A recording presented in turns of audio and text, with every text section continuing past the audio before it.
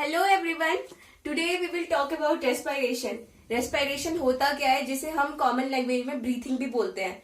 तो एक्चुअली इसका मीनिंग क्या है और ये प्रोसेस होती कैसे है हमारी बॉडी में, तो आज हम इसकी बात कर लेते हैं। तो सबसे पहले हम ये बात करते हैं कि रेस्पिरेशन एक्चुअली मतलब होता क्या है। तो रेस्पिरेशन के अंदर कुछ स्टेप्स आते हैं। कॉमनली हम बात करते हैं, हम ऑक्सीजन लेते हैं और कार्बन डाइऑक्साइड रिलीज करते हैं। उस प्रोसेस को हम रेस्पिरेशन बोल देते हैं, ब्रीथिंग बोलते हैं जिसे हम। और अगर बात करें हम प्लांट्स की, कि प्लांट्स में रेस्पिरेशन किसे बोला जाता है, तो मोस्टली हम लोगों को यही पता होता है कि प्लांट्स में ऑक्सीजन मतलब कार्बन डाइऑक्साइड लेते हैं और O2 रिलीज करते हैं, तो उस प्रोसेस को रेस्पिरेशन बोलते हैं। लेकिन वो कॉन्सेप्ट गलत है। वो एक्चुअली में फोटोसिंथेसिस होता है। रेस्पिरेशन प्लांट्स और एनिमल्स के केस में सेम होता है, मतलब ये एक केमिकल प्रोसेस है। तो आज थोड़ी सी रेस्पिरेशन के बारे में बात कर लेते हैं। तो एक्चुअली में रेस्पिरेशन होता क्या है, हम सबको पता है कि हमारी बॉडी के अंदर सेल्स होते हैं। तो उन सेल्स के अंदर जो हम खाना खाते हैं वो ग्लूकोज के फॉर्म में हम सबको पता है कि स्टोर होता है। तो हम लोगों की बॉडी में एनर्जी की रिक्वायरमेंट होती है, और वो एनर्जी हमें इस ग्लूकोज को, इस फैटी एसिड को, उस अमाइनो एसिड को ब्रेक करके मिलती है। और उसको ब्रेक करने के लिए हमें एनर्जी की रिक्वायरमेंट होती है, जिसे एटीपी बोलते हैं। एटीपी को, ग्लूकोज को एटीपी की प्रेजेंस में ब्रेक डाउन करके एनर्जी रिलीज होती है, जो कि हमारी बॉडी की एक्चुअली फंक्शनिंग में हेल्पफुल होती है। तो अगर उस रिएक्शन की बात करें तो C6H12 and O6, we all know that this is the formula of glucose. Glucose होता है C6H12O6। फिर चाहे प्लांट्स हो, एनिमल्स हो, दोनों में ये C6H12O6 ब्रेक होता है ऑक्सीजन की प्रेजेंस में। देता क्या है हमें, कार्बन डाइऑक्साइड के साथ साथ वाटर प्लस एनर्जी। प्लांट्स में अगर डीपली इस प्रोसेस की बात करी जाए, ये है हमारा एक प्लांट, ठीक है। तो ये यहां से ले रहा है वाटर प्लांट ऊपर ले रहा है। और हम सबको पता है कि फोटोसिंथेसिस में अंदर लेता है एक plant carbon dioxide, oxygen intake नहीं करता, इंटेक करता है कार्बन डाइऑक्साइड। तो ठीक है, सबसे पहले इसकी बात करते हैं। तो कार्बन डाइऑक्साइड को हम वाटर के साथ, कार्बन डाइऑक्साइड को जब वाटर के साथ प्लांट कंबाइन करता है तो इसके अंदर फॉर्मेशन होता है ग्लूकोज का, C6H12O6। और प्लांट के अंदर भी सेम ये प्रोसेस टेक प्लेस होती है एनर्जी के उसके लिए। तो अब जो ये C6H12O6 है वो हमारे पास ऑक्सीजन की प्रेजेंस में देगा कार्बन डाइऑक्साइड के साथ ATP, मतलब कि एनर्जी। तो सिंपल ये प्रोसेस कही जाती है रेस्पिरेशन, जो कि कॉमन है एनिमल्स और प्लांट्स में, कोई डिफरेंस नहीं होता है। तो अब बात कर लेते हैं कि ह्यूमन बॉडी के अंदर आगे की एक्चुअल प्रोसेस क्या होती है। तो एक डायग्राम की हेल्प से अंडरस्टैंड करेंगे क्या प्रोसेस होता है। तो फॉर एग्जाम्पल, ये है नोज, ये हो गया हमारा माउथ,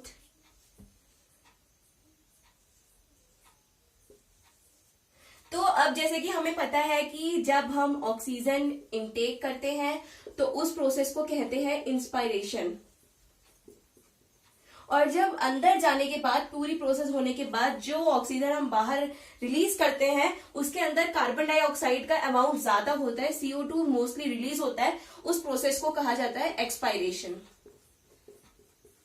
अब ऑक्सीजन में सिर्फ O2 और CO2 प्रेजेंट नहीं होते, ऑक्सीजन में एक्चुअली गैसेस का मिक्सचर प्रेजेंट होता है, जिसमें से हम इंटेक तो सारी गैसेस करते हैं, बट हमारी बॉडी में रिक्वायरमेंट ऑक्सीजन की होती है। तो फिर उस हिसाब से हमारी बॉडी में ऑक्सीजन का एब्जॉर्प्शन होता है। उसके बाद जो डीऑक्सीजनेटेड ब्लड होता है उसमें कार्बन डाइऑक्साइड का अमाउंट ज्यादा होता है, तो कार्बन डाइऑक्साइड रिलीज होता है, उस प्रोसेस को एक्सपायरेशन कहा जाता है। तो मोस्टली जो हमारी नोज होती है, यहाँ पे हमारी ओपनिंग्स होती है, 2 ओपनिंग्स होती है नोज की, जिनको कहा जाता है एक्सटर्नल नॉस्ट्रल्स,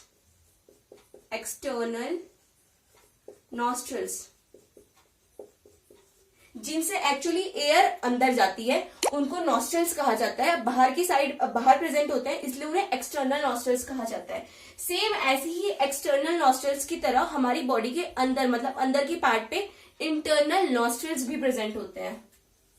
अब जैसे ये एक इधर पे है, तो यहाँ पे ना एक ऐसे ओपनिंग होती है, और जो ये वाली ओपनिंग होती है इसे इंटरनल नॉस्ट्रल कहते हैं, इंटरनल नॉस्ट्रल। मतलब ये अंदर की साइड प्रेजेंट होती है, इसलिए इसे इंटरनल नॉस्ट्रल कहा जाता है। यहाँ पे एक फ्लैप लाइक स्ट्रक्चर होता है, फ्लैप लाइक स्ट्रक्चर, जो कि यहाँ पे बंद करने के काम आता है इस इंटरनल नॉस्ट्रल को।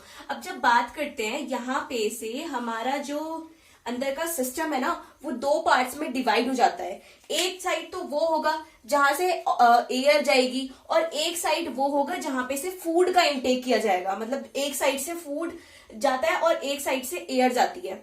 तो अगर यहाँ पे बात करें तो यहाँ पे एक कार्टिलेज का फ्लैप बना हुआ होता है जिसे कहा जाता है एपिग्लॉटिस।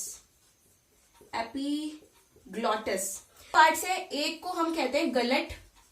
गलट जैसे कि नेम से रिप्रेजेंट हो रहा है, गलट मतलब जहां से फूड का इंटेक होगा, जहां से खाना नीचे की साइड जाएगा उसे गलट कहेंगे, और जहां से मतलब हमारी एयर नीचे को जाएगी उसे कहेंगे ग्लॉटिस।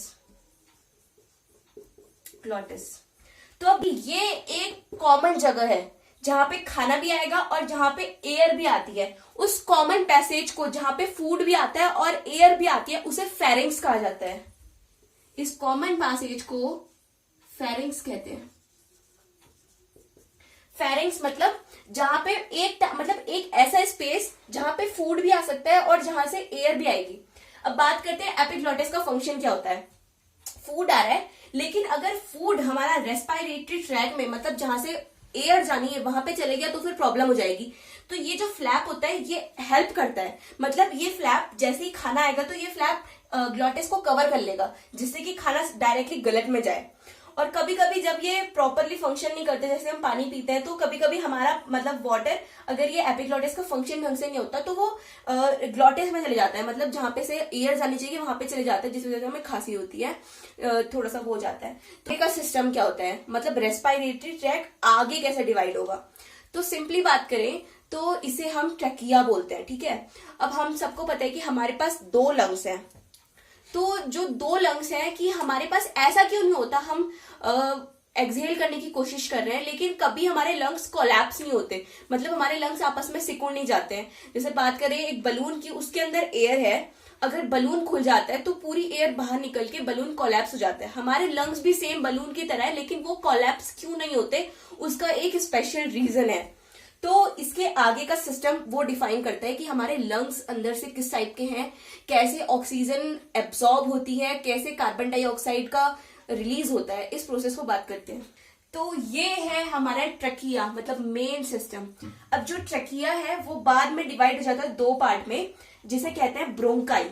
फिर उसके बाद ये ब्रोंकाई आगे और डिवाइड होता है। मतलब हमारी बॉडी के अंदर एक नेटवर्क टाइप का चलता रहता है, जैसे यहां देखते हैं, ये है ट्रकिया। ट्रकिया डिवाइड होता है 2 टाइप में, 2 पार्ट्स में, जिसे कहते हैं ब्रोंकाई। ब्रोंकाई में 3, जैसे हमें पता है primary, secondary and tertiary 3 parts होते हैं, जैसे ब्रांचेस होती हैं आगे। ये प्राइमरी हो गया, ये सेकेंडरी हो गया, ये टर्शरी हो गया। उसके बाद जो टर्शरी है उससे आगे और डिवीजन होता है। ब्रोंकाई से आगे डिवीजन होता है ब्रोंक्यूल्स का। टर्शरी ब्रोंकाई के आगे होता है इनिशियल ब्रोंक्यूल। इनिशियल ब्रोंक्यूल के आगे होता है टर्मिनल ब्रोंक्यूल। टर्मिनल ब्रोंक्यूल के आगे होता है रेस्पिरेटरी ब्रोंक्यूल। एंड रेस्पिरेटरी जो ब्रोंक्यूल होता है वो लास्ट में एक बलून शेप स्ट्रक्चर बनता है, जिसे कहा जाता है एल्वियोलाई। एंड्स ऑफ रिब्स, हमें पता है कि हमारे लंग्स प्रोटेक्टेड होते हैं रिब्स से, जो कि बोनी स्ट्रक्चर होता है। रिब्स हमारे लंग्स को प्रोटेक्ट करता है, ठीक है। तो अब जैसे कि लंग्स है, जो ये पैसेज है, अगर बाहर को ऑक्सीजन जाएगी तो ये सिकुड़ जाएंगे। तो इनके प्रिवेंशन के लिए एक ऐसे शी शेप कार्टिलेज होती है, ठीक है। शी शेप इसलिए होती है क्योंकि ये पूरी कवर नहीं होती है। हमारा जो एयर का पाइप होता है, एयर के पाइप के पीछे फूड पाइप होता है, जिसे कि ईसोफेगस बोला जाता है। तो आगे से एयर पाइप तो कवर होता है, लेकिन ईसोफेगस कवर नहीं हो पाता, मतलब डॉर्सली इनकम्प्लीट होता है, वेंट्रली कवर होता है। तो इसको सी शेप कहा जाता है, सी शेप कार्टिलेज। और जो सी शेप कार्टिलेज होती है वो ट्रकिया में प्रेजेंट होती है, प्राइमरी ब्रोंकाई में प्रेजेंट होती है, सेकेंडरी में भी प्रेजेंट होती है, टर्शियरी में भी प्रेजेंट होती है, और इनिशियल में प्रेजेंट होती है। इनिशियल में प्रेजेंट होती हैं रेस्पिरेटरी, और इसमें प्रेजेंट नहीं होती हैं, क्योंकि अगर ज्यादा नीचे तक प्रेजेंट नहीं होती है, ठीक है, क्योंकि नीचे बलून जो होता है वो कॉन्ट्रैक्ट होता है, रिलैक्स होता रहता है, ठीक है। तो अब जो हमारा बलून से स्ट्रक्चर है, जिसे एल्वियोलाई बोला है, एल्वियोलाई रियल एब्जॉर्प्शन करता है, ठीक है। जो एल्वियोलाई होता है इसकी मेम्ब्रेन बहुत थिन होती है, एक थिन एपिथेलियल सेल से बनी होती है जिसे एंडोथेलियम सेल कहा जाता है। अब जो ये है ये हमारा यहां से ऑक्सीजन टिश्यू को देगा और टिश्यू से जो कार्बन डाइऑक्साइड है ये यहाँ पे वापस लेगा और ये कार्बन डाइऑक्साइड होते होते होते होते हमारे रेस्पिरेटरी सिस्टम से एक्सहेल किया जाता है और बॉडी से बाहर निकल जाता है। अब इसके प्रोटेक्शन की बात करें तो ये इसका है जिसे हम पेराइटा कहते हैं, पेराइटा।